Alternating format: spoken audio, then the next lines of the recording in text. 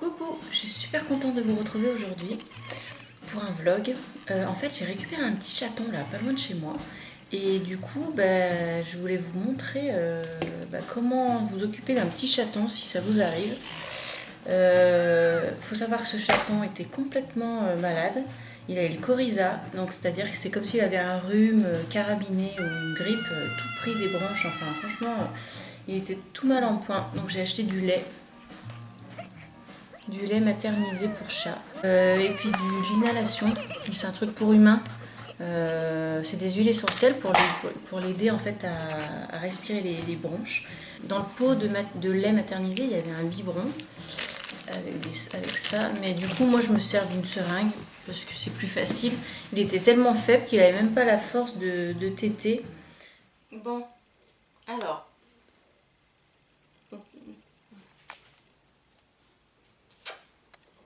donc ce chat est très très moche pour l'instant parce qu'il est malade et très maigre surtout. Mais dans quelques jours, quand il sera lavé et requinqué et plus malade, il sera très beau. A priori, c'est une femelle. Mais bon, le plus important, c'est déjà que le coryza soit soigné. Donc, il faut lui nettoyer le nez toutes les 3-4 heures parce qu'il y a du pu, de la morve quoi. Il a de la morve au nez tout le temps. Et surtout lui donner l'antibiotique en fait, pour que l'infection s'en aille quoi. Voilà. Ça fait 3 jours que je l'ai, c'est le premier jour où elle mange. Voilà. Il faut y aller doucement avec la seringue, pas donner trop de lait d'un coup. Donc le lait, c'est du lait que vous achetez chez le Solveto, soit en animalerie. Moi j'ai acheté chez un vétérinaire, ça coûte 15 €. Et vous en avez pour un moment. Hein, donc, vous pouvez même nourrir des hérissons ou je sais plus, des cobayes et des lapins avec ce lait si vous avez un jour des bébés animaux.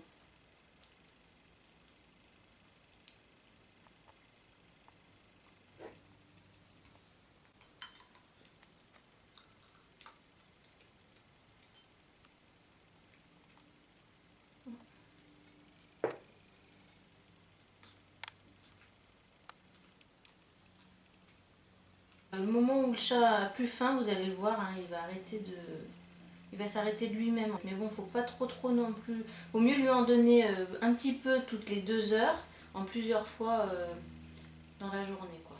Et surtout pas le forcer à manger. Il s'arrêtera de lui-même quand il en veut plus.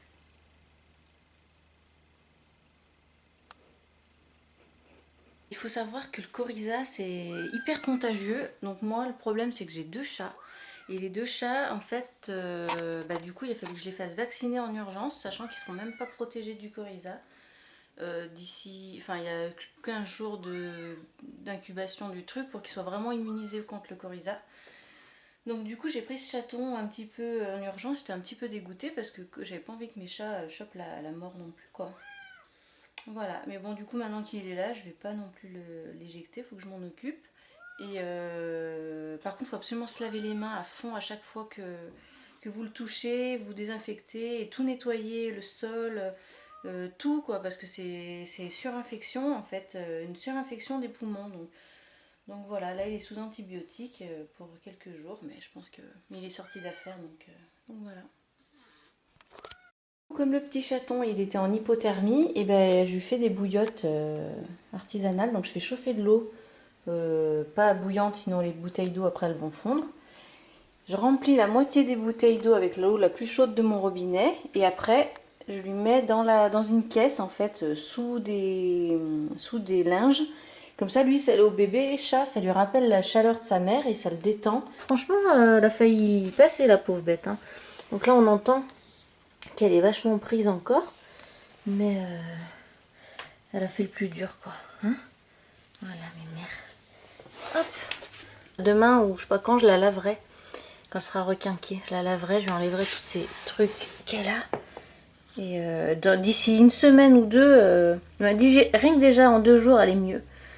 Je vous jure, premier jour, à chaque fois que j'ouvrais cette caisse, le chat j'avais l'impression qu'il était clapsé dedans. Donc là on est quand même sur du mieux. Ça fait de la chaleur. diffuse pour le chat. Et le chat, il a l'impression d'être collé à sa mère. Voilà.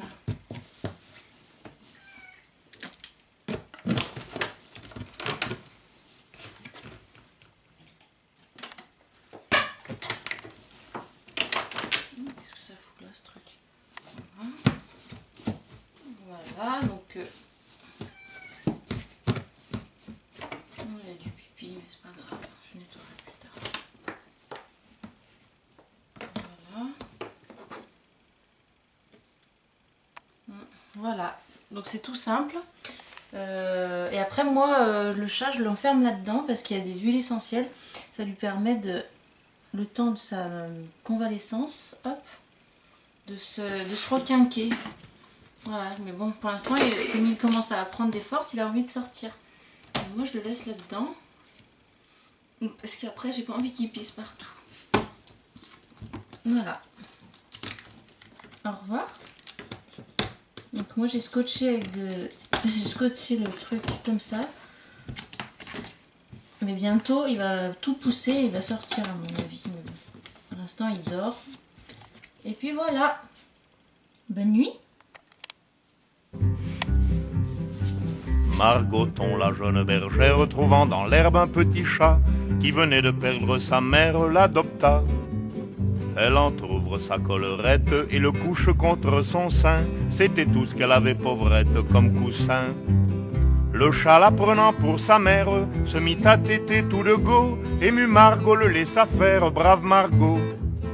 Un croquant passant à la ronde, trouvant le tableau peu commun, s'en alla le dire à tout le monde et le lendemain. Quand Margot dégrafait son corsage pour donner la gougoute à son chat,